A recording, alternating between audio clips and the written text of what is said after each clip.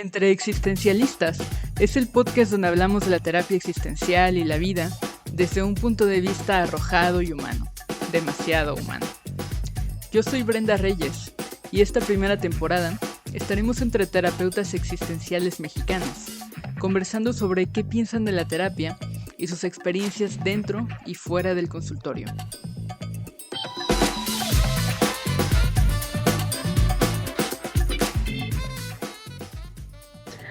Hola, pues el día de hoy estamos aquí con Rebeca Espinosa. Ella es psicóloga y terapeuta existencial. Hola Beca, ¿cómo estás? Hola Bren, muy bien, muchas gracias por invitarme a este espacio. Muy contenta de participar en este proyecto. No, gracias a ti también por acompañarnos aquí un ratito. Y bueno, déjame hacerte la primera pregunta. Va, empezamos. Esta es la única que te voy a pedir que seas un poco breve, ¿no? Como en las demás. Sí te voy ¿Ok? a pedir que te extiendas un poquito. Pero aquí, porque sé que es una pregunta que de pronto podemos pasar mucho rato conversando sobre eso. Pero, ¿qué es para ti la terapia existencial? Qué difícil pedir ser breve en esa pregunta, pero tienes razón, nos podemos tomar demasiado tiempo ahí. Sobre todo porque de entrada no hay como una definición como unificada o dominante en la que creo que todos los que nos hacemos llamar terapeutas existenciales podamos realmente como estar cómodos del todo con esa definición. Mi forma de entender la terapia existencial se apega mucho más al movimiento al que tú también perteneces, ¿no? Al movimiento mexicano de análisis y terapia existencial, que entiende este enfoque como una forma de acompañamiento que se aboca mucho más a la comprensión y a la exploración de la experiencia de nuestros consultantes y que se aleja de este modelo médico como de salud de enfermedad, como muy dirigido, muy como desde los diagnósticos, muy dirigido como a sanar, a curar, a reparar, y más bien se para en una postura mucho más fenomenológica, que entonces lo que propone, pues sí, es la comprensión de la experiencia vivida, eh, la exploración de la experiencia, para que en ese proceso de ir explorando qué es lo que le sucede a mi consultante, ¿no? Una exploración que además es colaborativa, ocurre pues sí a través del diálogo en la terapia, ir también encontrando tal vez como nuevas posibilidades, ver qué se va abriendo en el camino. Y creo que otra parte importante de la terapia existencial es nuestro interés en lograr abrazar como la complejidad de la experiencia, la complejidad de la existencia en general. Entonces, en vez de tratar de simplificar o explicar, pues estamos tratando más bien de ver, sí, la complejidad de la experiencia desde todas sus tensiones, dilemas, paradojas. Creo que eso es parte importante, y creo que lo último que diría nada más es que la terapia existencial, un elemento central, tiene que ver también con la relación terapéutica, en todos los enfoques, por supuesto, pero aquí a veces utilizamos la relación terapéutica para también explorar en el momento, en el encuentro interrelacional, la experiencia de nuestro consultante. Ok, ok. Algo así. Una Digo, me puedo definición bastante decir mucho compleja. más. ¿Qué pasó? Y un poco, ¿cómo es que se ve eso ya en la consulta? ¿Cómo se ve en la práctica? ¿Cómo se ve en la práctica? En la práctica se ve, qué linda pregunta, como una conversación honesta, como una conversación en la que intentamos, esa es una aspiración, pero estar como de la manera más horizontal posible, ¿no? No es, en la conversación no vas a ver como a un experto sentado frente a alguien que está pidiendo ayuda, y no es un experto que va a ofrecer un diagnóstico, o no se van a plantear objetivos en términos de hacia dónde quieres llegar y con eso nos comprometemos y cuáles son las metas, y no, te estoy diciendo un poco cómo no se ve. Creo que es un poquito más fácil como describir cómo no se ve. Entonces, no estamos haciendo eso, sino estamos teniendo una conversación en donde lo que se observa es el esfuerzo del terapeuta por hacer preguntas para que cada vez nos quede mucho más claro qué es lo que estás viviendo, cómo lo estás sintiendo, para ir desmenuzando poco a poco tus significados, tus creencias, cómo se mueven esos significados y creencias que finalmente es lo que te construye. Entonces es un trabajo pausado de muchas preguntas, de ir ampliando la comprensión.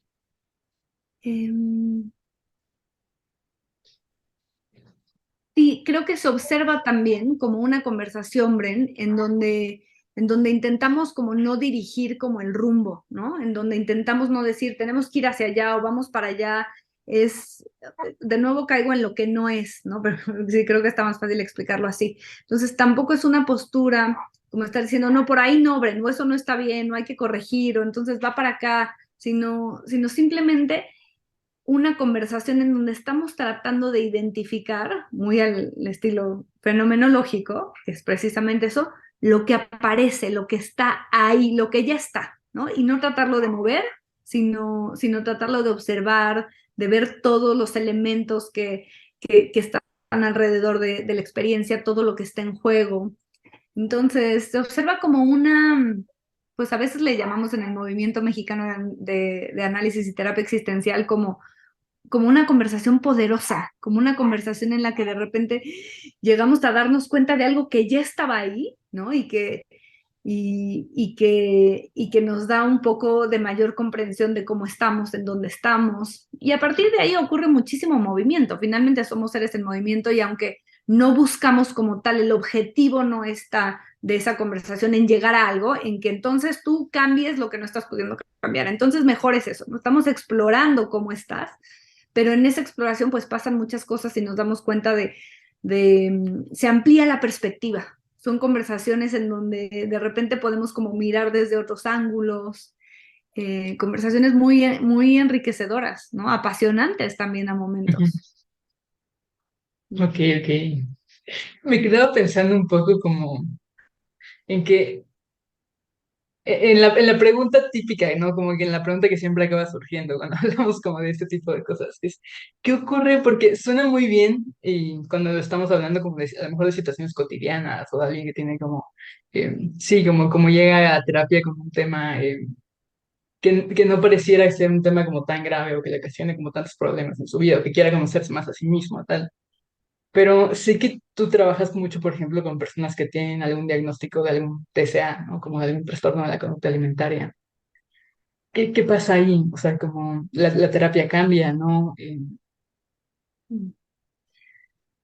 Eh, Esa, de hecho, es como una de mi trabajo con pacientes que han tenido algún tipo como de diagnóstico de lo que conocemos como trastornos de la conducta alimentaria, aunque nosotros no trabajamos del todo con los diagnósticos y no estemos casados con ellos, Ujú. bueno, es la forma como más sencilla de explicarlo, comprenderlo, pero bueno, en realidad estamos hablando de personas que tienen eh, una relación complicada con la comida, con la imagen corporal, y la verdad es que se puede poner como bastante desafiante, ¿no? La experiencia de tratar de hacer un trabajo fenomenológico existencial con alguien que ves que está sufriendo tanto, ¿no? Que le está pasando muy mal, que está, por ejemplo, dejando de comer o teniendo una restricción de la ingesta de alimentos importante, ¿no? Que está poniendo en riesgo su salud, eh, física, emocional, psicosocial, en todos sentidos. Entonces, es cierto, tienes toda la razón, ahí se vuelve bien difícil mantenernos como en esta postura muy exploratoria, muy de comprensión, porque tenemos ganas de decirle, no, no, no, aquí lo que tienes que hacer es comer y ya, ¿no? Aquí lo que tienes que hacer es Ujú. dejar de tener esas conductas purgativas, y esas ganas están ahí, ¿no? Híjole, ahí hay un esfuerzo enorme, ¿no? Por intentar como ponerle freno de mano a todo eso. Algo que a mí me ayuda a ponerle freno de mano a mis ganas de decir, a ver, ¿qué hacemos para que esto pare? ¿No? Porque en primer que sé que no es así de sencillo, ¿no? Si la persona quisiera eh, frenar ese tipo de conductas, ya las habría como frenado porque no le está pasando bien, ¿no? O hay algo que le Ujú. están aportando esas conductas también en la vida, etcétera. Es muy complejo. Entonces, algo que me ayuda es entender que toda la complejidad que hay detrás de eso y darme cuenta que yo en la vida de esas personas, de esos pacientes, yo no quiero ser en su mundo todos los que lo rodean, ¿no? Alguien, por ejemplo, con este diagnóstico conocido como anorexia nerviosa, todos los que los rodean les están rogando y pidiendo que por favor coman, ¿no? Es que comes y no te vas a morir, estás muy mal, y entonces, y todos estamos preocupados por ti, y toda la familia empieza a girar en torno a la persona que está teniendo este tipo de problemas, que está rechazando comer, este tipo de discursos de cómo puede ser que te veas gorda si más bien estás, o sea, al borde, estás en los huesos, y este tipo de discursos de mucha preocupación, ¿no? Y de solicitudes de que por favor coman, de decirles que su mirada está equivocada y que el cuerpo que están viendo en el espejo, que están sintiendo, que están experimentando, no es real. Y hay una invalidación total de su experiencia, ¿no? O sea, como que nadie se detiene a ver qué sienten, qué es lo que les está pasando, y nada más es pedir cómo tendrían que estar, porque si no estamos muy preocupados. Es natural, ¿no? Probablemente si tienes un familiar así, le estás rogando que coma, ¿no? Eh, pero, pero algo que a mí me ayuda a mantenerme haciendo un trabajo, intentando hacerlo lo más exploratorio posible, es darme cuenta que yo no quiero en el espacio terapéutico repetir eso que le hacen a estos pacientes, a estas personas afuera del consultorio, simplemente poniéndome mi disque bata de experto y de psicólogo y decir, porque yo te diga con mis determinadas estrategias y técnicas y cambios de pensamiento que ahora sí tienes que comer, o que lo que te pasa se llama distorsión de la imagen corporal y que entonces simplemente desconfíes de lo que estás viendo, y yo con mis habilidades de disque como experto, entonces te voy a, a igual solicitar lo mismo, ¿no? Como ese mismo cambio que lo que te están haciendo afuera.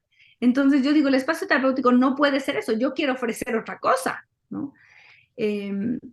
Y entonces desde ahí es que trato como de aguantar como mi deseo y mis ganas de nada más mover muy rápido a los pacientes, tener paciencia y decir, yo quiero que este pueda ser un espacio en donde se le pueda dar voz a esa experiencia, ¿no? ¿Cómo es estar en tu cuerpo y sentir que tu cuerpo es un cuerpo muy grande, sentir que es un cuerpo que sientes que te avergüenza?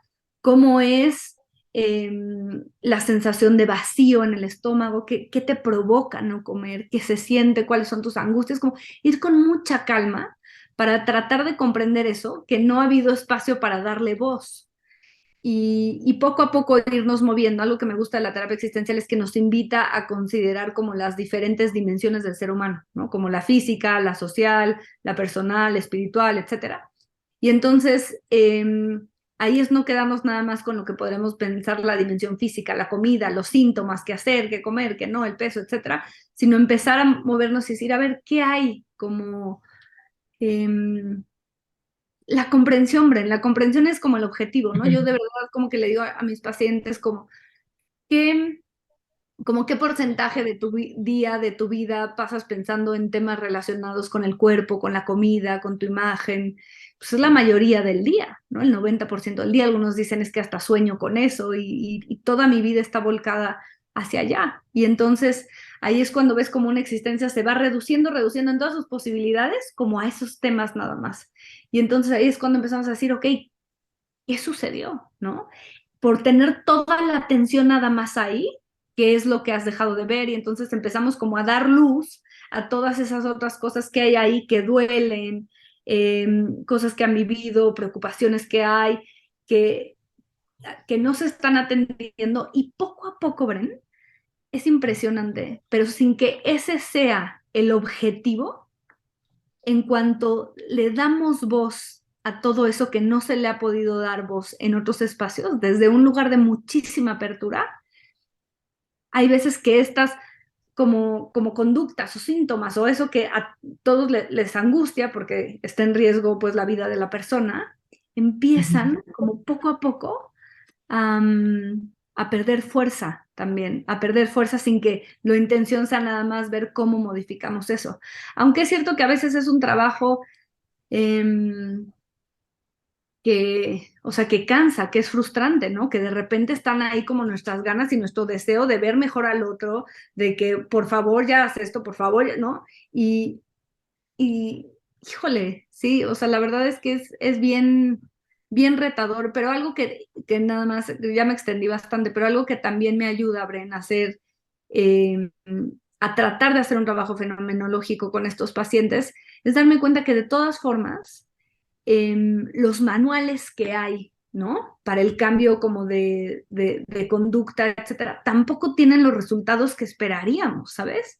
En temas de tratamiento, o sea, seguir un manual de pasos de qué hacer sesión por sesión para ver determinados cambios y entonces que la persona se recupere de un trastorno alimentario, pues tampoco acaba teniendo eh, los, como los resultados esperados, ¿no? Ujú. Em, ujú. Sí, algo así. No sé si contesto tu pregunta. Sí, sí.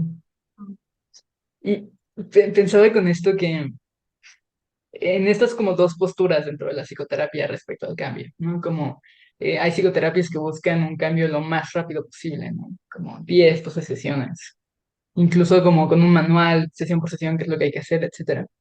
Y hay psicoterapias que apuestan más como por dejar que el tiempo fluya, ¿no? Como por procesos como medianos, a mediano o a largo plazo, que buscan más como la comprensión que necesariamente algo, o incluso aunque sí que busquen como reparar o curar algo, lo buscan a largo plazo y no lo buscan como que en un corto plazo. ¿Por qué elegiste posicionarte desde ahí, como desde el largo plazo, desde el mediano plazo? Como, ¿qué es lo que tiene como de valioso? ¿Qué es lo que puede aportar eso? Mm. Muchas veces me he hecho esa pregunta, porque de repente es como, o sea, cuesta tanto trabajo, ¿no? Tú lo sabes bien. Esta, la terapia existencial fenomenológica, ¿no? Como mantenerte sin, sin como estar como imponiendo el rumbo o el camino, como que em, quedarte más en la comprensión y en la exploración, a veces cuesta tanto trabajo que de repente digo, ¿por qué? ¿No? Pero, pero creo que de entrada tiene que ver con lo que te decía hace un momento, ¿no? Creo que también las terapias muy enfocadas en el cambio, pues no es que sea algo mágico y entonces de verdad exista alguien, ¿no? Con quien tú vas a ir y en 10 sesiones tu vida va a cambiar por completo. Yo no creo en eso. Incluso si alguien a mí me promete eso, me da una sensación de profunda desconfianza, ¿no? Eh, Tantas personas en el mundo, Bren, sufriendo muchísimo, eh, porque la vida es difícil, por los retos, por todo lo que hay, o sea, nos hace pensar que no hay esa solución como absoluta, ni siquiera podemos saber con certeza qué es lo mejor para cada persona, porque a veces pensamos que lo mejor para mí es lo mejor para ti, pero no necesariamente. Eh, entonces, pues también desconfío mucho de esos enfoques. También la realidad es que no tienen los resultados que prometen. Por eso es que hay una crisis fuerte, ¿no? En el mundo de la psiquiatría, de la psicología, etcétera. Decir, es que no están ahí los resultados que se prometen. Entonces, desde ahí a Ujú. mí me gusta más apostarle a un enfoque mucho más humilde. Es decir, a ver, soy un ser humano frente a otro ser humano. No hay forma, estudie lo que estudie, que yo pueda saber más de tu vida que tú de tu propia vida, ¿no? Podremos como ampliar perspectivas y ver qué surge, etcétera, pero, pero esa posición de uno que es el que le ayuda al otro a cambiar de solucionar, no, ya hasta me provoca como, sí, como desconfianza, ¿no? No me acomoda, no ha dado los Ujú. resultados que se ha esperado. Eh, Además, creo que son enfoques en donde también puede ser, y no es porque no haya cosas valiosas en esos enfoques, por supuesto que sí, ¿no? En los manuales, por ejemplo, cognitivo-conductuales de trastornos de la conducta alimentaria, hay ejercicios muy valiosos, ¿no? Que se pueden hacer también desde un lugar mucho más exploratorio, no tanto como para dirigir al cambio. O sea, claro que hay cosas muy, muy, muy valiosas, pero, pero a mí me gusta este enfoque porque creo que ofrece algo, Bren. Creo que el valor que tiene es que ofrece algo que, o aspira a ofrecer algo que creo que muy difícilmente podemos encontrar en otras relaciones, en otros espacios. que es esta escucha fenomenológica con muchísima apertura. O sea, la verdad es que vamos por la vida y cada vez, Bren, que le contamos algo a alguien que nos está pasando, que estamos incómodos, que no nos sentimos bien, cuando alguien está llorando, la forma de acompañamiento en general de los seres humanos, la terapia intenta también hacer eso, pero con sus medios como justificados y etcétera, pero es decirle a la persona, o sea, intentar que la persona se mueva del lugar, ¿no? O decirle, todo va a estar bien, o tienes que hacer esto, empezamos a dar consejos, eh, le decimos al otro, ya deja de llorar, o las cosas pasan por algo, le tratamos de dar una explicación. Entonces, casi siempre nuestra forma de acompañamiento es desde ahí, pero, pero entre nosotros, ¿no? Por eso creo que es muy valioso este espacio que ofrece la terapia existencial, que es como con mucha más calma, no abrimos esos lugares para un tipo de escucha que diga, a ver, Bren, no te tienes que calmar, no tiene que ser diferente, no va, ¿sabes? Simplemente vamos a quedarnos con lo que hay. ¿Qué está pasando? ¿Cómo estás? Quiero comprender lo que te está sucediendo y no rápidamente exigirte que tienes que sentir algo diferente a lo que estás sintiendo. No, o sea, y la terapia existencial hace eso, ofrece una forma de escucha que creo que no es posible encontrar en otro tipo de espacios, o al menos que a mí nadie me la ha dado, ¿sabes? O sea, como... Entonces, por eso es que elijo este enfoque. Y le quisiera sumar algo más, que tiene que ver con lo mismo. Me parece un enfoque profundamente respetuoso con la experiencia del otro, porque no tiene esta carga como de cómo debería de ser, sino simplemente cómo es, cómo está siendo y tratar de comprender con mucho respeto, ¿no? La experiencia del otro sin imponer la mía, sin colonizar con mis ideas, con mis prejuicios, con lo que yo creo que debería de ser. Y ese esfuerzo que hacemos de todo el tiempo estar como deteniendo o no imponiéndole al otro mi forma de ver la vida, ¿no? Para que se abra o para darle apertura a la comprensión de tu forma de ver la vida y eh, darle voz a eso, sí, ahí sí me parece invaluable esa forma de acompañamiento. Y creo que también es como quitarnos una presión de encima como pacientes. Porque justo de pronto, frente a todas frente a todas estas exigencias de cómo es que debería ser, de que deberías cambiar rápido, que todo va a estar bien, que solamente tienes que hacer como A, B, C para poder salir de donde estás y ya está. Creo que justo lo que da ese espacio es como el alivio de decir, ok, aquí no hay nadie que esté esperando que yo haga X o Y cosa porque puedo decir prácticamente lo que sea, o puedo quedarme en silencio, o puedo hasta ponerme a reproducir canciones y no tengo una exigencia, como no tengo un otro que me esté exigiendo que haga algo. Eso me parece hermoso, Bren. Lo acabas de decir muy bien. Es, no, es que ya no me puedo mover a otra forma de terapia, ¿sabes? Ya es imposible, porque es como que ya en cualquier otra manera me sentiría precisamente como, como marcando mis expectativas de lo que se espera, de cómo tiene que ser, de cómo, ¿no? Y sí, claro, a veces para los pacientes también puede ser como híjole, no quiero decepcionar a mi terapeuta, ¿no? No lo quiero decepcionar, en que no estoy logrando los cambios que mi terapeuta quiere para mí, o que no estoy logrando avanzar hacia allá, o qué pena va a decir que sigo en lo mismo. Y entonces aquí no hay esa exigencia de cambio, ni de que tengas que ser diferente, ni de cómo tienes que estar. Entonces, híjole, eso sí, me parece invaluable. Eso no significa que estemos peleados con el cambio, que no nos guste el cambio, que no, más bien entendemos que eso hasta define nuestra existencia y por supuesto que va a haber movimiento, pero no un movimiento que nosotros dirigimos con intención ni que le solicitamos al otro y que si no cumple, entonces podría sentirse en falla, ¿no? Entonces no es desde ahí. Mm. ¿Y cómo puede haber un cambio si no nos estamos exigiendo un cambio? Porque creo que mucha gente tiene como esa idea, como decir, si vas a cambiar algo, tienes que hacer algo de manera activa y como exigirte y casi casi que obligarte a hacerlo hasta que ya. lo logres, ¿no? Pero ¿cómo sucede el cambio si no hay esa presión? Me parece que es algo paradójico, ¿eh? Porque em, a veces pienso que mientras más lo buscas, te aferras, ¿sabes? Como, digo, no digo que no pueda tener sus resultados y pase, etcétera.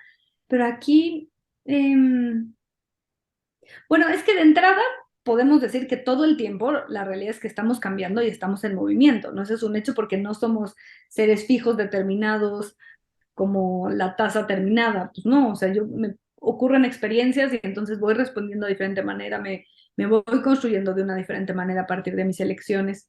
Pero en particular, si nos enfocamos en la terapia, no siempre con nuestros pacientes ocurre eso, que la persona esté esperando que le ocurra, eh, pero hay muchas veces que sí vemos que de repente, por ejemplo, pacientes que estaban teniendo, regresando al tema de los trastornos de la conducta alimentaria, ¿no? Que estaban necesitando tener momentos como de comer mucho y después tener como este tipo de conductas purgativas y entonces están como en este tipo de ciclos y de repente, sin que el objetivo de la terapia sea como tal, ¿cómo vamos a frenar eso? ¿No? Como este ciclo Ujú. llamado en psicología como atracón purga. ¿Cómo lo vamos a frenar? Y ese es el objetivo de cada sesión y todo dirigido hacia allá y nada más. Entonces, en vez de tener el foco de atención ahí, de repente cuando vamos explorando lo que te decía hace rato, como otras áreas de la vida de la persona, dándole voz a cosas que le angustian, a preocupaciones, a cómo se siente en todos sentidos, no solo relacionado con el cuerpo y con la comida, pues de repente estas conductas que tenemos que nos están siendo incómodas, pues a veces de repente, por paradójico que parezca, sin buscar ese cambio intencional, empiezan a perder fuerza, empiezan a carecer un poco de sentido, empiezan a ya no ser necesarias. Empezamos a encontrar otras posibilidades también. Eso también pasa mucho en la terapia existencial. Cuando nos damos tiempo para tratar de comprender dilemas, tensiones, paradojas, como lo que nos va sucediendo a cada uno de nosotros, vamos viendo que había otras formas también de entender, de ver, de significar mi historia, lo que me está pasando, otras posibilidades de acción en el momento que no habíamos considerado antes. Y eso también tiene que ver con esa posibilidad como de movimiento y de cambio. Ernesto Spinelli, un terapeuta existencial que tú y yo conocemos muy bien, eh, él tiene una frase que dice, describir algo es cambiarlo, ¿no? Y nuestro trabajo se basa en la descripción, esa es como la base de la terapia, es un trabajo descriptivo de la experiencia y él dice, eso en sí mismo, la descripción, ya es cambio. Ujú. Sí, Me sí, gusta pero mucho. sí, ajá, ya no es como para terminar, pero hay algo que me genera tanta incomodidad, Bren, de todos los enfoques, como tan aferrados hacia lo que tendríamos que ser, hacia el cambio, hacia el movimiento, ¿no? Y perdemos tantas cosas de vista, ¿no? Entonces los pretextos por los que no estás dejando cambiar y entonces tú y te saboteas, y todo ese tipo me generan así como,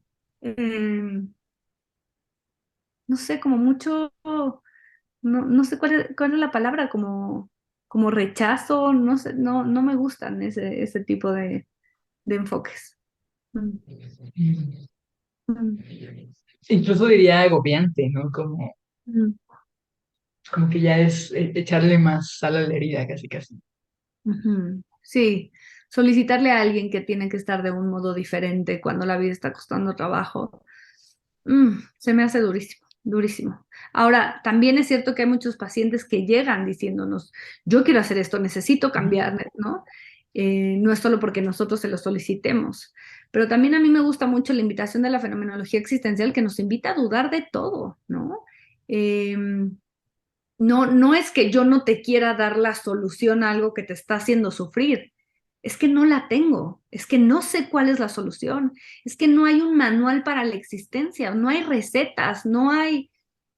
Vamos descubriendo juntos qué es lo que se puede hacer y por supuesto que deseo tu bienestar, lo que sea que eso signifique para ti, por supuesto que sí, pero no tengo yo la respuesta, no tengo la solución, yo por haber estudiado psicología o psicoterapia, no tengo una luz que me permita ver cuál es el rumbo correcto, cuál es la elección adecuada, cuáles son los pasos a seguir para que tú llegues a ese sitio. Entonces, desde ahí es que no podemos ofrecer eso, no porque no querramos, sino porque ¿quién puede? ¿Qué ser humano puede, sabes? Hacer- Ujú. ¿qui- ¿Quién tiene ese conocimiento? ¿No? Entonces, esa invitación a dudar, ¿no?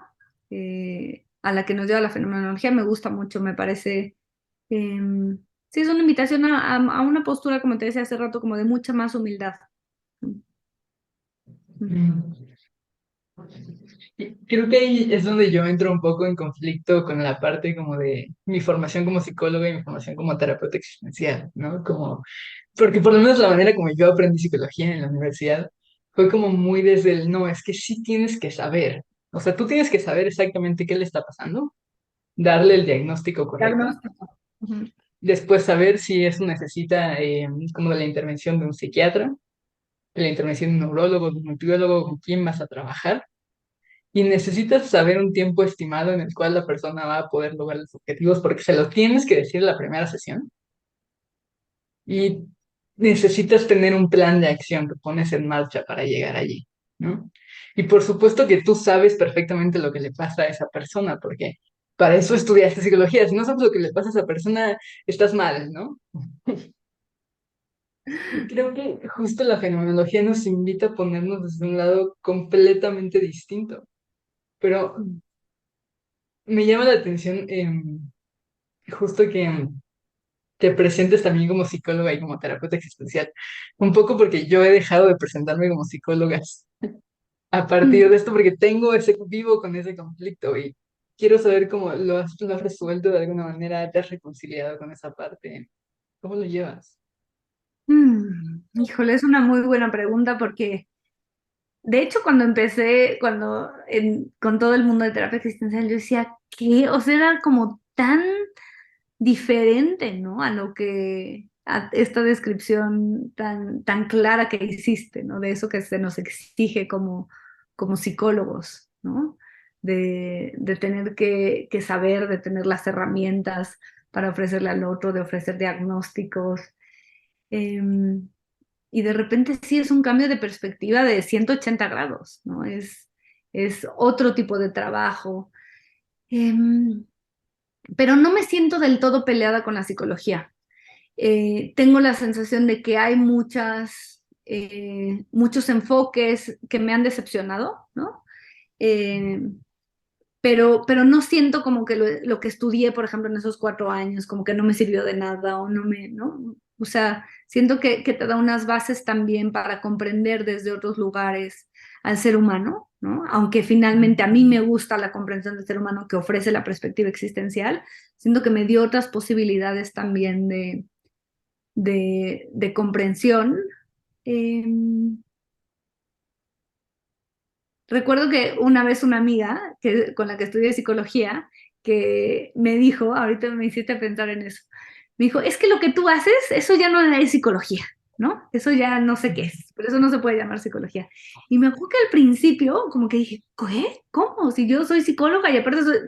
Y después hubo una parte de mí que dijo, pues sí, o sea, eso como tal no es lo que pide la psicología clínica, esto es una forma de acompañamiento de otro tipo, pero, pero tampoco creo que debe ser algo que esté como completamente como peleado, ¿no? Creo que más bien la terapia existencial nos puede invitar igual a poder hacer cuestionamientos hacia el rumbo que está teniendo la psicología, ¿no? Porque Ujú. es valiosísimo todo lo que estudia la psicología, pero creo que este tipo de enfoques, pues más bien nos pueden invitar a decir, ¿por qué? ¿Por qué se apegarse a lo médico, ¿no? Tanto. ¿Por qué apegarse cuando estamos hablando, como dice Todd Bowles, no es una ingeniería, ¿no? Estamos Ujú. trabajando con el alma, con el ser humano, con lo intangible. Eh, ¿Por qué tratarle de dar ese enfoque como, pues sí, como si se tratara de algo mecánico? Entonces creo que esa puede ser una buena invitación, pero no tengo una respuesta concreta a cómo, o sea, no he encontrado tampoco la manera como en la que del todo conviven, sobre todo pensando en una propuesta como muy exploratoria. Sí, es difícil. Ujú.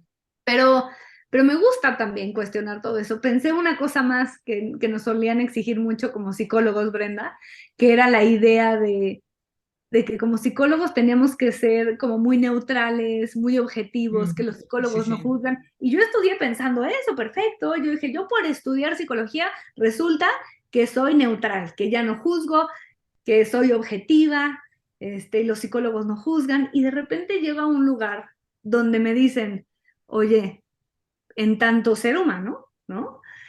Es imposible, imposible, ¿sabes? No tener preconcepciones, no emitir juicios, no de manera negativa, sino que todo el tiempo estamos haciendo interpretaciones, están ahí nuestras creencias atravesadas, nuestros significados. Claro que tenemos una idea de lo que creemos que es mejor o no para mí, para los otros, están nuestros valores atravesados. O sea, ¿cuál neutralidad? ¿Cuál neutralidad si es imposible despojarme de mi humanidad? ¿Cómo? No me puedo quitar a Rebeca antes de entrar al consultorio, soy yo, con mi historia, con todo. Ujú. Entonces, eso fue así como un golpe durísimo como un contraste, de repente decir, por supuesto, ¿no? Y esa es de las partes, una de las partes con las que ya no entiendo no solo no entiendo, sino que me parece incluso como hasta peligroso de la forma como a mí me enseñaron esto en psicología, porque creo que, que el simple hecho de pensar que por haber estudiado me puede posicionar en un lugar de objetividad o de neutralidad frente al otro, pues creo que ahí está el riesgo precisamente, como de esa falacia de la imparcialidad, de la individualidad, como si pudiera no estar involucrado con los pacientes también, con el otro, como si no me pasara nada. Y ahí es donde aparece el riesgo precisamente de colonizar al otro con todo lo mío, de dominarlo, porque Ujú. justo estoy como cegada a todo eso que pienso que ya no está en mí, porque yo no juzgo porque soy psicólogo. Y ahí en este momento, es justo cuando está el riesgo de todo lo que no veo que hace, que entonces esté yo como marcando cierto rumbo.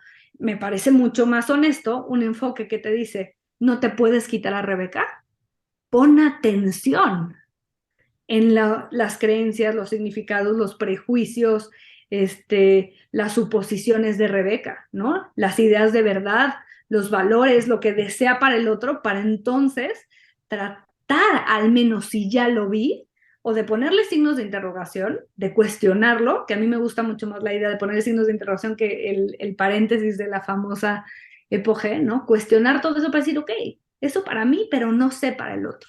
Entonces voy a tener cuidado para que eso eh, no caiga con toda la fuerza contra la experiencia del otro, sino, sino para darle apertura, pero no pensando que se me hace ya tan raro, pero en su momento yo decía, pues claro, ¿no? Y muy orgullosa de eso. Ujú.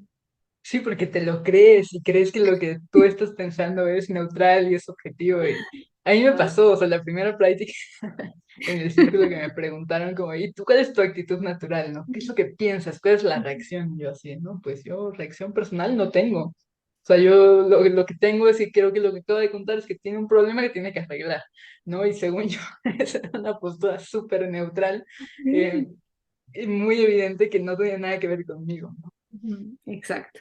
Entonces, híjole, esa parte de la psicología como de que creo que hay un poco reconocimiento de algunos enfoques. Tampoco quiero generalizar porque te digo, hay muchas cosas de la psicología que me parecen muy valiosas, que me gustan, que me interesan. Entonces, no me gusta caer en generalizaciones, no estoy peleada para nada con ese mundo más clínico, creo que tiene su valor, pero bueno, muchos cuestionamientos al respecto, pero híjole, esa parte en particular, Bren, pues sí, llama la atención. Algo más iba a decir, pero ya no me acuerdo. Ok. Y me quedaba pensando también como en qué pasa cuando esa humanidad como nos gana, porque creo que hay ratos en los que nos gana, como que no podemos realmente no es tan fácil cuestionar ciertas ideas o no es tan fácil como mantenernos abiertas frente a una situación. Como, ¿en qué momentos te pasa a ti? Pues en muchos momentos, Bren, en muchos momentos. Yo también a veces pienso como, híjole, o sea, lo que te decía hace rato, qué ganas de dedicarme a este enfoque, si mi forma de ser a veces es como que tengo como una visión eh, como bastante tajante, ¿no? De mis opiniones, de lo que creo, de lo que me parece, lo que no me parece. En mis discusiones habituales con mis amigos, con familia, con etcétera, creo que tengo a veces posturas como hasta bastante como, esta es mi opinión y esto es, y, ¿sabes? Y de repente es como hacer todo un esfuerzo eh, por no imponer todo eso, pues muchas veces se me sale, ¿no? O sea, por supuesto que aparece ahí. Eh, Sobre todo, ¿sabes cuándo me pasa más, Bren? Como la dificultad de mantenerme en lo exploratorio, cuando de repente están ahí mis ganas muy fuertes como de desear que el otro como deje de sufrir o veo que le está pasando muy mal y ahí es como que digo, uy, como que lo exploratorio no alcanza, pero también luego me acuerdo y digo, pero tampoco tengo una lista de soluciones para arreglar esto y ya, pero, pero a momentos me descubro, creo que cada vez me pasa menos, pero por supuesto que a momentos me descubro como muy, como volcada de repente a no poderme sostener en esta gana de quedémonos nada más ahí en lo que está y de repente decir, ¿y si hacemos esto para llegar allá? ¿Y si probamos esto para... Y luego de repente digo, espera, espera, da unos pasos atrás, ¿no? ¿Qué está pasando? Eh, ¿Cómo le hacemos? Pues entendiendo que la fenomenología es un proceso, o sea, no es algo que ya lo aprendiste a hacer, ya lo hiciste y ya. Es todo el tiempo este esfuerzo de estar como deteniendo, no me encanta la palabra deteniendo, pero bueno, de abriendo este espacio para la experiencia del otro sin imponer la nuestra y descubriendo que si en algún momento no lo logramos o nos descubrimos tratando de dirigir a nuestros pacientes o soltando un consejo o diciendo para dónde o simplemente es como el trabajo para mí está en verlo, en descubrirme, esto me está pasando, qué está sucediendo y entonces como que amarrarme para la siguiente sesión y decir, a ver, espera, espera, espera, ¿no? Entonces como es esa como atención constante, pero por supuesto que pasa. Incluso pienso que el terapeuta que diga que nunca le sucede y que siempre se mantiene como en una postura muy de exploración fenomenológica y que, ¿sabes? No lo sé. Ahora nada más quisiera decir algo ahí, porque también es cierto que a veces parece que la fenomenología, en este intento como de sostener todas nuestras preconcepciones, creencias, como para no colonizar al otro con todo eso, significa que entonces nunca, nunca se les puede dar voz en la terapia, ¿no? Creo que a veces hay como esa mala idea, como si entonces es otra forma, como de anular casi que hace el terapeuta solo viendo y poniendo atención a qué es lo que anula, no creyendo que no hay nada que hacer a un lado, ¿no? Eh, pero no es así, ¿no? Hay un momento en la terapia, pero hay que encontrar el momento adecuado, lo que dice Ernesto Spinelli, de ganarse el derecho también, para tú poder compartir tu perspectiva. Entonces, eso me ayuda también, ¿no? Momentos en donde veo que eso ya es posible, pero siempre tratando de estar segura de que si llega ese momento es porque ese paciente o consultante con el que estoy no va a sentir que mi opinión, mi mirada, mi perspectiva es o la correcta, o la verdad, o lo que hay que hacer, o que es mejor que su visión. Entonces, eh, como estando seguros de que la relación ya está en ese lugar donde no hay esa posición de como de la voz del experto, y cuando eso es posible, eso también creo que nos permite no estar nada más ahí como, ¿sabes? Como sosteniendo, sosteniendo, sosteniendo, sino permitir como esa, sí, como ampliación de perspectivas también. Y esos momentos en la terapia también son algo que disfruto mucho, ¿no? Entonces ahí me siento como muy, muy presente también, ¿no? También está la posibilidad a momentos de que sí he hecho, ¿no? Con algunos pacientes, decir, veo cómo me están como ganando mis ganas de decir, ya no te quiero ver ahí, o quisiera que estuviéramos haciendo algo diferente, pero reconozco que es algo que a mí me está pasando y no lo quiero imponer aquí, y no quiero yo marcar el rumbo, y no quiero decir que estaría mal si seguimos aquí. Entonces, a veces también hasta nombrarlo es otra posibilidad que, que aparece para mí. Sí, sí. Ok. Y bueno, o sea, parece que entonces como lo central parecería ser como la relación terapéutica, lo que va ocurriendo ahí, como en qué momento decides abrirte, como de poder decirle lo que piensas, en qué momento no, como... Y pensaba como si, que creo que es una de las partes quizás como más difíciles de la terapia existencial, de aprender a hacer terapia existencial, como ah, cómo es que se genera esa relación, cómo es que se genera ese vínculo. Mm. Mm. Pues tengo la sensación un poco como si hubiera como dos preguntas ahí, ¿no? Como por un lado, ¿cómo se va generando ese vínculo? Pues creo que, em, pues sí, eso es algo como que va tomando tiempo, que va tomando su propio como ritmo, que cada vez vamos logrando como una relación como de mucha mayor como intimidad, de mucha mayor cercanía, de mucha mayor confianza, donde al otro le va quedando claro poco a poco que tú no estás ahí ni para adoctrinarlo, ni para corregirlo, ni para sanarlo, ni para decirle qué hacer. Entonces creo que poco a poco se va generando una relación que aunque no es completamente lo que decía hace rato horizontal, porque finalmente hay alguien que viene por un servicio, hay alguien que paga, ¿no? Eh, pero, pero se va creando una relación como cercana, ¿no? Como bastante humana, eh, sin estar escondido detrás de un rol del psicólogo, del terapeuta. Entonces creo que poco a poco se va construyendo eso. Y uno de los grandes parte del arte de la terapia, creo que es precisamente lo que decías hace rato, o sea, no hay una respuesta precisa. ¿Cuándo puedo poner de manera explícita? Porque Rebeca siempre está implicada ahí en la relación.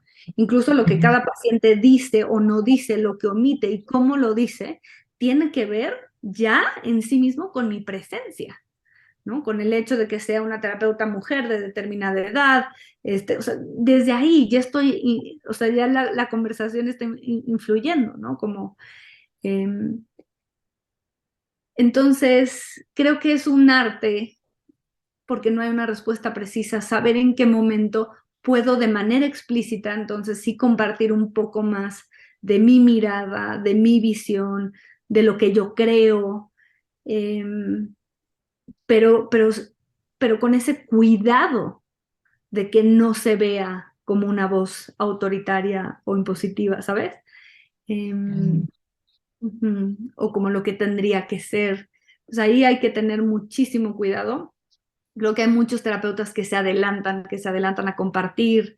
La terapia existencial también sabemos que permite que el terapeuta pueda compartir algo también de su propia experiencia, de su propia vida.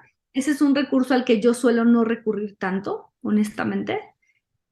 Eh, porque en mi experiencia también como consultante, cuando eso me ocurre con un terapeuta, cuando como muy rápido me cuenta algo como de su vida, de su experiencia, descubro que no me siento como muy cómoda ahí, ¿no? Yo no tengo la experiencia de que necesito que alguien me diga, yo he vivido algo similar o a mí me pasó esto para sentir que me están comprendiendo, ¿no? Incluso a veces como que me pierden o me alejan, ¿no? Entonces suelo ser cuidadosa con eso, aunque también es una posibilidad que está ahí, ¿no? Estando en una relación como muy honesta, pero cada vínculo va teniendo su ritmo, eh, sí, o sea, absolutamente diferente, pero lo que me gusta, y hasta ahorita me acordé que era algo que era lo que hace rato no me acordaba que iba a decir también con relación a que otros enfoques en psicología creo que no reconocen, y algo que nosotros le tratamos de dar como mucha reflexión, es al hecho de que de que la presencia del terapeuta va a influir muchísimo, ¿no? De que estamos implicados en el proceso, de que nos van a pasar cosas con lo que le pasa a nuestros consultantes, vamos a sentir cosas, nos va a doler, nos va a mover, y eso no está mal, y eso no es una falla terapéutica, somos seres humanos, ¿no?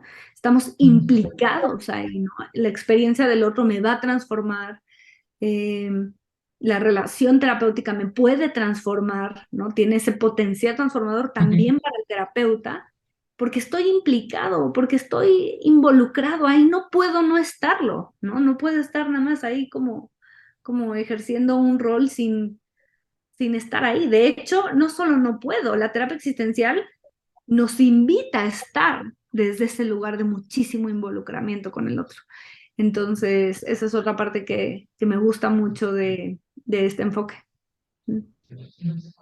Y es una postura radicalmente distinta, como posicionarse desde es que lo que va a pasar, lo que te cuenten tus pacientes te va a afectar. Y si notas que no te está afectando, pregúntate por qué, ¿no? Como que es un poco lo que nos pide la perspectiva existencial, como cómo te está afectando, de qué no te estás dando cuenta, a pensar que más bien no te tiene que afectar. Y si ya te afectó, es momento de ir a supervisión y algo te está pasando mal, porque tú tienes que estar como neutral siempre, ¿no? Y no te puede mover, no te puede hacer llorar, no te puede enojar, no, como tú eres básicamente una pared y ya está. Son dos lugares completamente distintos. Completamente. Ahorita me recordaste algo que una experiencia que compartí ahora que fue el Congreso de Terapia Existencial, eh, que justo tiene que ver con eso. Cuando yo salí de estudiar psicología, estaba trabajando en una clínica de trastornos de la conducta alimentaria y hubo una vez, Bren, que una paciente que estuvo internada muchos meses, yo conviví mucho con ella. Yo todavía no era terapeuta, nada más hacía como acompañamiento con pacientes, talleres, estaba ahí en la clínica con ellas, etcétera. Pero una de las pacientes ahí, al salir de la clínica como a las 2 semanas, nos enteramos que había intentado suicidarse y al poco tiempo yo tuve supervisión era un psicoanalista, ¿no? Que estaba a cargo de la clínica y pues yo le dije que me sentía muy mal, ¿no? Con la noticia, cuestionando todo el trabajo, me sentía triste también, ¿no? Pues yo sentía cariño por esta paciente, estaba todos los días en la clínica, acompañamiento, los fines de semana me tocaba llevarlas al cine, ¿sabes? Y, y ¿sabes qué me pasó, Brenda? O sea, cuando le empecé a contar cómo me sentía, él se me quedó viendo así y me dijo, no estás lista para dar terapia, ¿no? Y yo como, pues, ¿por qué? Y me dijo, te afecta demasiado, te importa demasiado lo que le pasa a los pacientes. Y, y todavía recuerdo, no le dije nada, o sea, me quedé callada, pero todavía recuerdo, Bren, que en ese momento pensé así, o sea, y pensar se queda corto, o sea, toda yo, ¿no? Sentí como, si en algún momento no me importa o no me afecta lo que le pase a mis futuros pacientes, yo no me quiero dedicar a esto. Yo no me quiero dedicar a esto, ¿sabes? Es como, y, y ahí es donde encontré entonces, en la perspectiva existencial, una forma de terapia que justo se alineaba mucho con mi comprensión del ser humano, ¿no? Que se acomodó perfecto, pero no solo eso, sino con mi aspiración también en la terapia a decir, no solo no está mal, sino por supuesto que, o sea, de qué manera te vas a implicar, cómo vas a estar ahí. Entonces, pero sí, sí es sí, es muy contrastante con otros enfoques. Ujú. Sí, sí. Y hablabas también un poquito como de tu experiencia como paciente. ¿Nos podrías contar un poco más como cómo ha sido, qué ha sido valioso, qué no tanto? Mm. Em, Pues como paciente, híjole, he pasado por procesos, pero de todo tipo de enfoques, ¿no? Porque también me gusta Ujú. como descubrirme como pacientes en otros enfoques. eh, y, y en todos he encontrado algo valioso, ¿no? Pero en particular con la terapia existencial, yo creo que mi experiencia más valiosa fue en terapia de grupo, que ahora es uno de mis grandes intereses. Toda la terapia de grupo me parece impresionantemente enriquecedora, ¿no? sí, o sea, ahorita estoy como muy interesada en todo eso, pero como paciente estuve en un grupo de terapia como unos 4 años y, y ha sido de las experiencias más valiosas de mi vida. O sea, aprendí tanto de mí, Bren, a partir de la mirada de los otros, ¿sabes? De lo que los otros te ofrecen, de repente estar en un espacio donde todo el tiempo vamos pensando cosas los unos de los otros, vamos imaginando cosas de los otros, pero no nos lo decimos. Y de repente hay un espacio donde está la posibilidad de decir, a ver, ¿cómo perciben a Beca? ¿Qué les está generando su forma de hablar? ¿Qué les gusta? ¿Qué no les gusta? ¿Qué las hace sentir cerca? ¿Qué no? Y o sea, es una de las experiencias más valiosas que he vivido, sobre todo la experiencia de terapia grupal existencial, y de la que al principio me resistía muchísimo, ¿eh? Yo decía, ¿cómo voy a ir a un grupo? Yo a hablar de mi vida, ¿no? Todavía la primera sesión que llegué, me acuerdo que dije, yo estoy aquí por requisito, porque tengo que cumplir dentro de mi programa con no me acuerdo cuánto tiempo de terapia grupal, y hubo uno de los participantes que se enojó y de primera sesión dijo, Em, pues a mí eso no me parece porque yo estoy aquí para hablar de mi vida, abrir de mi vida, o sea, a ser muy honesto y tú estás aquí nada más como por cumplir con un requisito y entonces me siento ofendido y desde ahí como fue así como el primer ok, o sea, alguien te está dando respuesta a cómo se siente con lo que tú estás diciendo, con cómo te estás presentando y creo que toda esa experiencia digo, el requisito era no me acuerdo cuánto tiempo y me acabé quedando como 4 años en ese grupo o más, no me acuerdo. Ok, Y creo que me volvió como mucho más consciente. Claro que jamás podemos saber cómo los otros te perciben o no, pero estar como mucho más consciente del impacto que puedo o no estar causando en los otros. Mm, ujú. O sea, la experiencia más valiosa no ha sido en terapia individual, sino en terapia de grupo. sí. Mm. Y nos puedes compartir un poco más como qué es la terapia de grupo, por qué alguien iría a terapia de grupo. Sí, eso yo alguien, al principio te digo, no entendía por qué alguien iría a terapia de grupo, como que la idea al principio es como que vulnerable, ¿no? Eh, Ujú, pero bueno, te digo que es muy enriquecedor desde esta mirada al menos. A veces tenemos la idea de que la terapia de grupo son estos como enfoques en donde alguien llega, habla mucho tiempo y luego todos lo escuchan y luego alguien aplaude y el siguiente así y para nada es así, ¿no? Desde este enfoque es una terapia completamente como relacional, muy enfocada en lo que va ocurriendo, ¿no? Un poco en la inmediatez del encuentro en cómo nos vamos sintiendo ujú. con lo que el otro dijo, con la manera en la que lo dijo.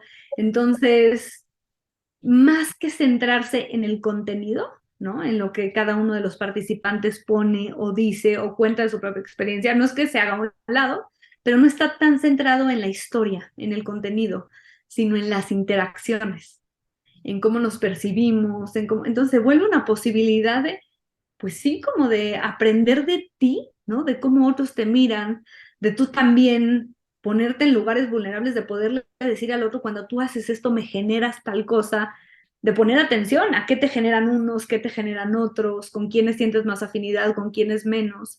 Y me parece profundamente valioso porque, al menos desde la perspectiva existencial, entendemos que el ser humano, uno, que no somos seres aislados, que somos seres en relación, pero más allá de decir, ok, somos seres que nos relacionamos, pensamos que estamos cada uno construido, o sea, que lo que es Rebeca es un poco, es el resultado de mis relaciones, de mis vínculos. Lo que pueda decir de mí viene, ¿no? Pues sí, como que emergemos de nuestras relaciones. Entonces ocupa un lugar tan central el tema de las relaciones para la perspectiva existencial, que aquí todo se vuelve como observar y comprender cómo nos miran, cómo miramos, cómo nos relacionamos, qué hacemos. Eh, entonces, sí, me gusta muchísimo mm, la terapia existencial, grupal. Sí, sí. Y me llama la atención esto que dices, como de que también es un espacio para saber cómo es que, que los otros nos miran. Porque también creo que hay un mensaje como muy socialmente extendido de que no debería importarnos lo que los otros piensen de nosotras, ¿no? Como, lo que la gente diga y piense de Brenda no debería importarme a mí porque eso no es mi asunto. Ellos pueden pensar lo que quieran y decir lo que quieran. Yo sé quién soy, ¿no? Y si yo sé quién soy, ¿por qué me tendría que importar lo que piensen o lo que digan quien sea de mí? ¿Por qué? O sea, Justo, estoy tan peleada, Bren, con ese tipo de discursos individualistas que están por todos lados, ¿no? Bueno, sobre todo como en contenido, así como en las redes sociales y eso, todo este discurso de primero tú, luego tú, luego tú, luego el otro, o que no te importe lo que los demás piensan de ti, lo único que importa es lo que tú piensas de ti mismo, confía en quién eres, que no te hagan dudar, y todo ese tipo de discursos que al final pues son tan falsos porque todos parte de nuestra preocupación más humana, nuestro sufrimiento en tanto que somos seres relacionales, claro que tiene que ver con la mirada del otro, ¿no? Una cosa es, por supuesto, vidas completamente volcadas y centradas nada más como que muy absorbida, solo como por la mirada del otro, ¿no? ¿Qué es lo que está pasando ahí? ¿Qué sucede en temas, por ejemplo, con personas que sufren con su imagen corporal, de los temas que hablábamos hace rato? Por ejemplo, si hay como una sobreatención a eso, ¿no? Como que todo gira en torno a la mirada de los otros, pero eso es una cosa, pero negar, o sea, ¿a quién no le importa, no?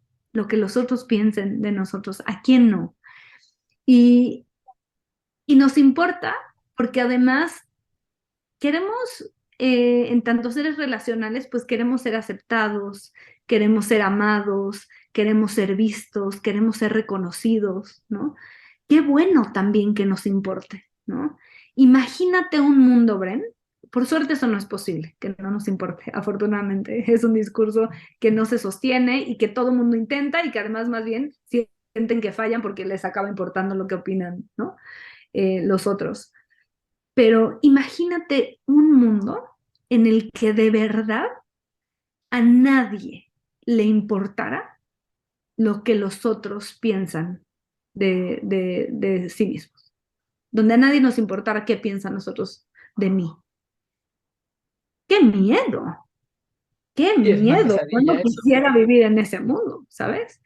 Entonces, es cuando dices, híjole, cuidado con todos esos discursos. Por eso me gusta mucho la perspectiva existencial, porque una vez que estás ahí, ya todo este tipo como de discursos como tan simplistas, tan chafas, tan no realistas, como que dices, no, ya no me acomodan, no, no están ahí. Me parece que la mirada existencial es mucho más, no sé si la palabra es realista, eh, como mucho más apegada a la experiencia que los seres humanos solemos tener sobre la vida, sobre la complejidad que hay, ¿sabes?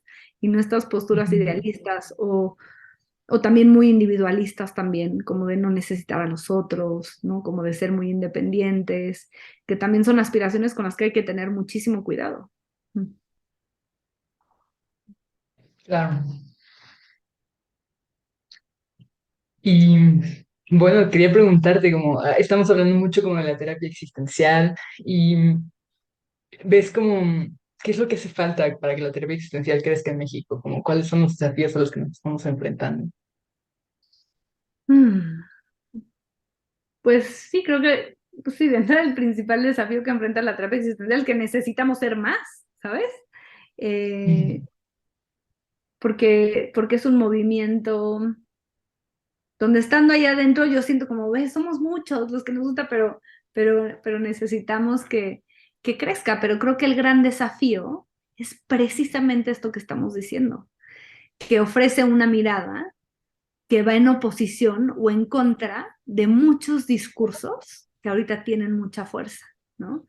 Del discurso, por ejemplo, idealista de la felicidad y que la vida está hecha únicamente para ser felices y solo mirar cómo es el lado y todos los esfuerzos dirigirlos hacia allá, de, de toda la propuesta de muchos enfoques en psicología, por ejemplo, que lo que buscan es la resolución, la cura, sanar, y que están más enfocados hacia allá y hacia la búsqueda de soluciones y hacia encontrar algo rápido.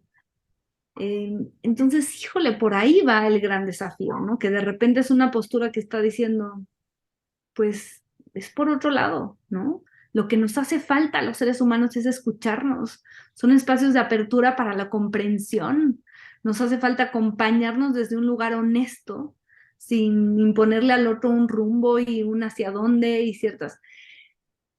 Entonces,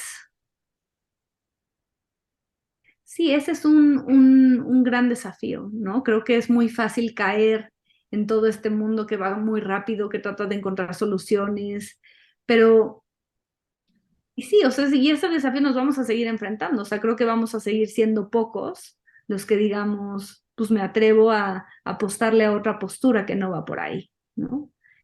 Y a que no necesariamente va a tener la solución ahí, sino que va a ir por otro lado.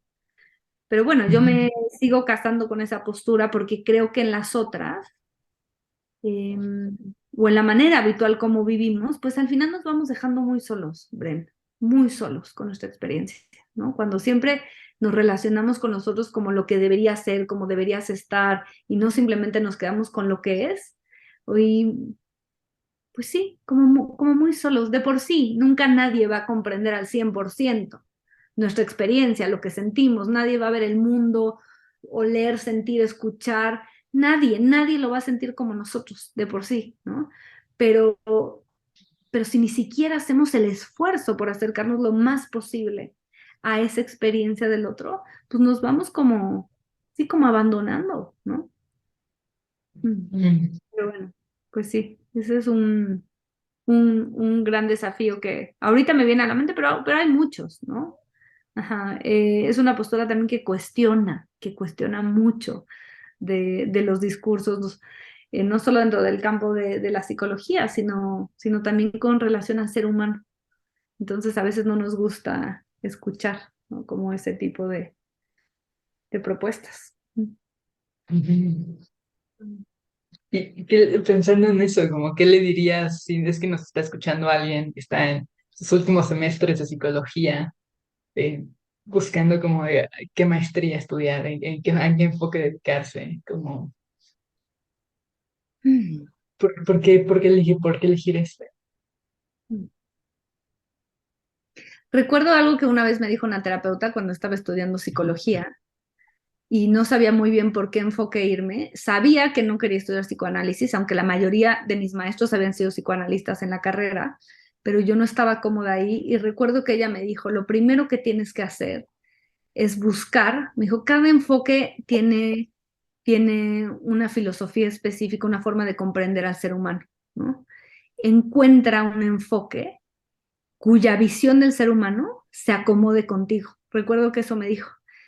Um, y entonces creo que esa puede ser una clave, ¿no? ¿Cómo está comprendiendo al ser humano en psicoanálisis? ¿Cómo comprende al ser humano el enfoque cognitivo-conductual? ¿Cómo comprende al ser humano el enfoque existencial?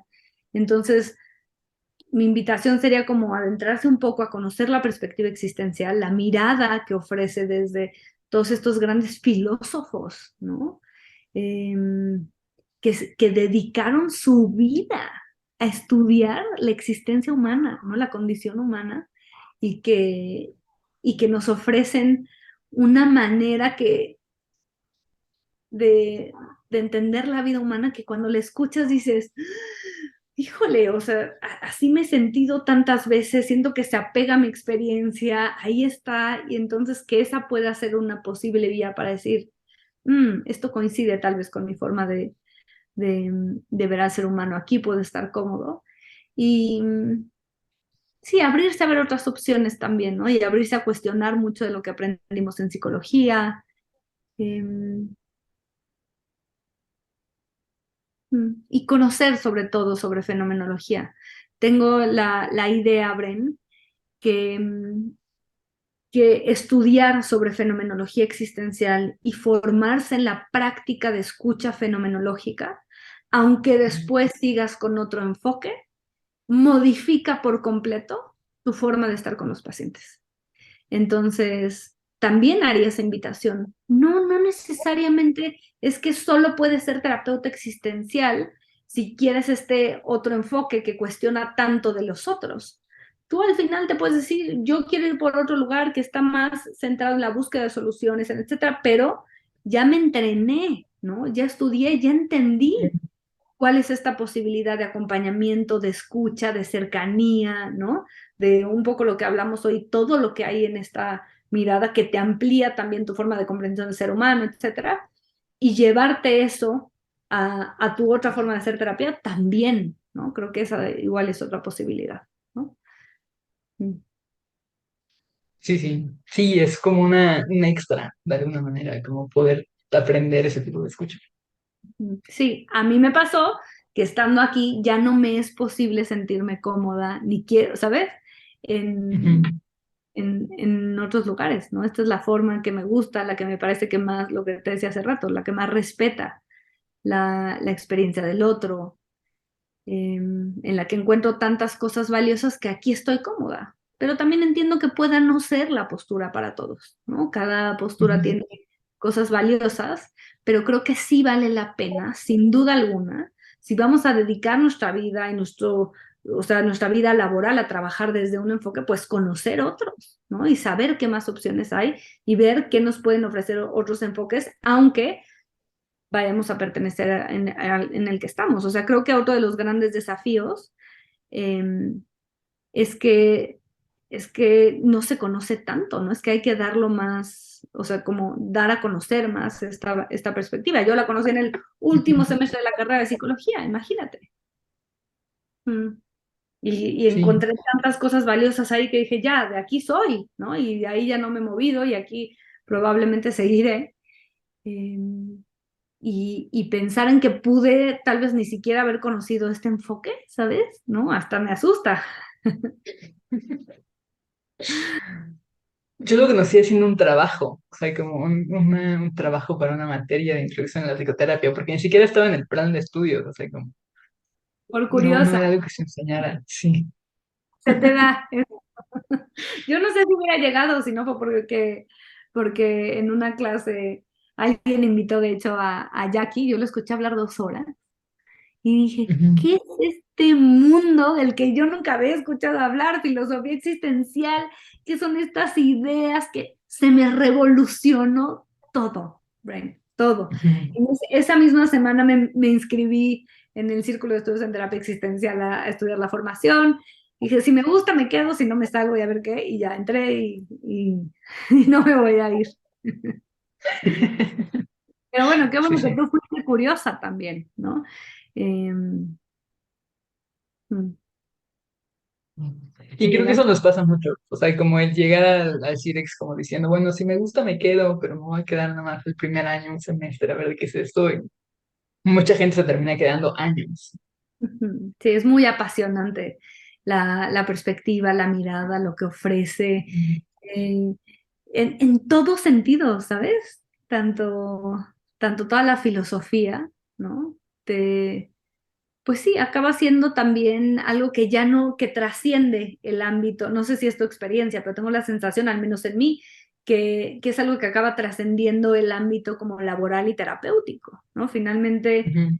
se acaba impregnando, encarnando en ti y acaba siendo otra forma de mirar al mundo, de relacionarte, de entender, ¿no? Toda la perspectiva existencial como que entra, ¿no? Y de repente empiezas como a vivir mucho desde ahí. Mm. ¿Qué dirías que es lo que más vives desde ahí? Mm. Por un lado, em, creo que esta manera de entendernos sí como seres relacionales, ¿sabes? O sea, creo que sí me moví muchísimo como de una idea más como de separación de yo y tú y ahí estás. Entonces estoy mucho más consciente del impacto que generamos en los otros y que los otros generan en mí. Estoy mucho, mucho más consciente de eso. Em, Otra cosa que está por completo impregnada en mí es que soy hipersensible, o sea, noto muchísimo este tipo de interacciones humanas que hacemos, en donde tan fácilmente nos dejamos como muy, como abandonados en nuestra experiencia o donde invalidamos la experiencia de los otros. Entonces, ya no me puedo quitar eso, Bren. O sea, es como veo y entiendo desde dónde, o sea, tiene una buena intención, nos queremos cuidar, nos queremos ayudar, etcétera, pero en conversaciones, ¿no? Que tenemos, escucho la facilidad con la que vamos dando consejos a los otros, diciendo para dónde.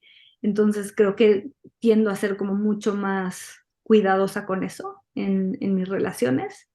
Y, y finalmente hay muchas ideas también de la filosofía como tal, que creo que me acompañan. O sea, creo que soy alguien que, o sea, como entre el antes y el después de conocer la perspectiva existencial, sin duda yo creo que muchas de mis elecciones de vida, elecciones importantes, las tomo desde otro lugar por completo diferentes.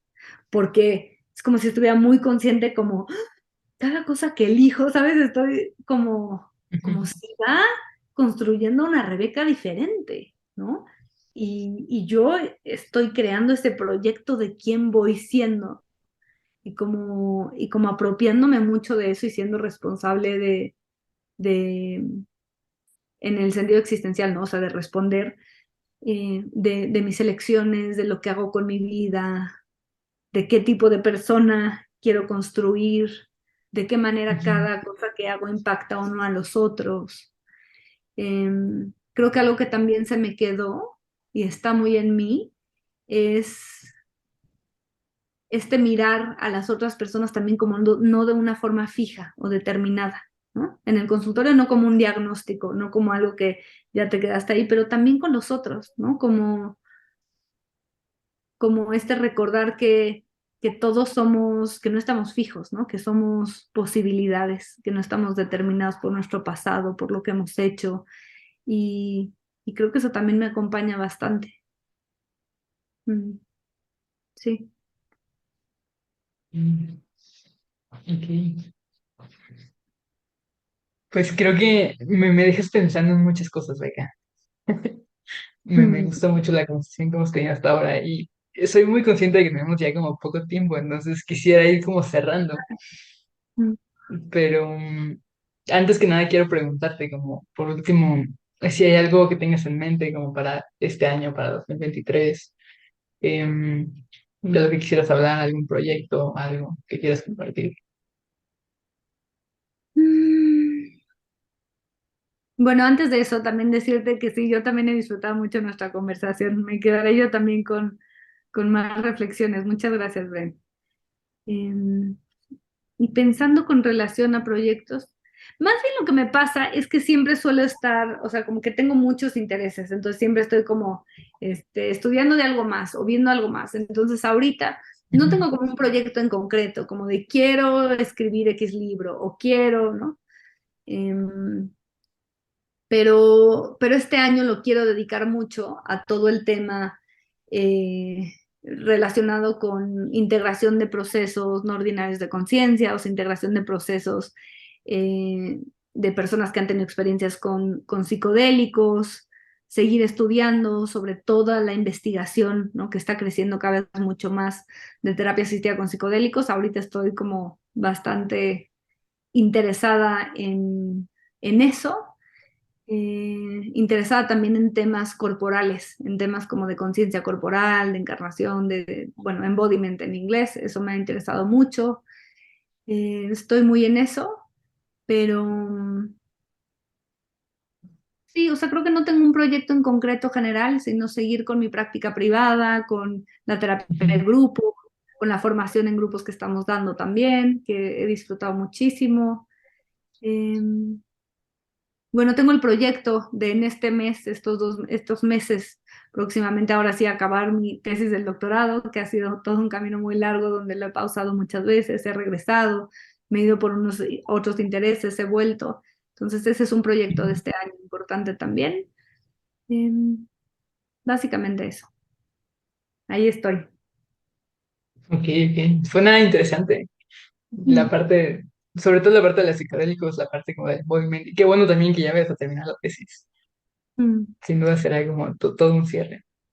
Sí, sí, sin duda. Es algo que ya está bastante pendiente. Entonces, pues por ahí estoy en eso, Bren. Ujú.